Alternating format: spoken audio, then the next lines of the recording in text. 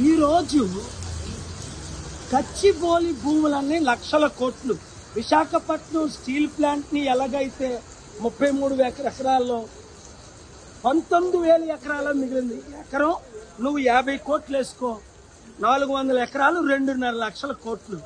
అప్పుడు చంద్రబాబు నాయుడు గారు అభివృద్ధి కొరకని ఇస్తే రాజశేఖర రెడ్డి గారు ఇది అన్యాయంగా ఒక ప్రైవేట్ ఇచ్చి ఆ పేరు బాగుంది. యూనివర్సిటీ భూముల మీద ఎందుకు పడ్డాడు ఈ రేవంత్ రెడ్డిని రాహుల్ గాంధీ?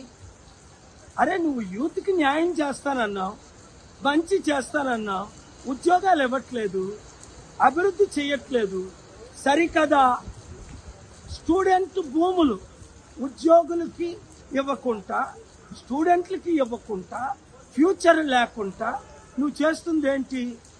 లక్షల కోట్లు నోడికి మళ్ళీ లక్షల కోట్లు ఇవ్వడానికి. అందుకే నేను ఈరోజు కోర్టులో వాదనలు విన్నాను. పబ్లిక్ ఇంట్రెస్ట్ లిటిగేషన్ ఈ రోజు ఫైల్ చేస్తున్నాను. వచ్చే థర్స్డే మధ్యాహ్నం 2:15కి నా వాదనలు వినిపిస్తాను. ఈ భూములను కాపాడుతాం. తెలంగాణ మిత్రుల స్టూడెంట్స్, ఈ దొంగల నమ్మకండి, ఈ గజ దొంగల నమ్మకండి. మన భూములు మనం కాపాడుకుందాం. ఏ పొలిటికల్ పార్టీని నమ్మకండి. నేను మీతో ఉన్నా, మీరు నాతో ఉన్నారు, ప్రజలు మనతో ఉన్నారు, మీడియా మనతో ఉంది, దేవుడు మనతో ఉన్నాడు, సత్యం మనతో ఉంది. మనమే గెలుస్తాం.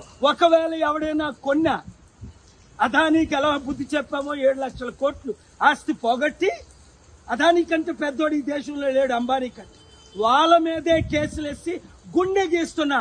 అమ్ముతుంది మోదీ అయితే, కొంటుంది అదాని అయితే, మా భూములు నువ్వెవడరా అమ్మడానికి, కొనడానికి వాడెవడరా?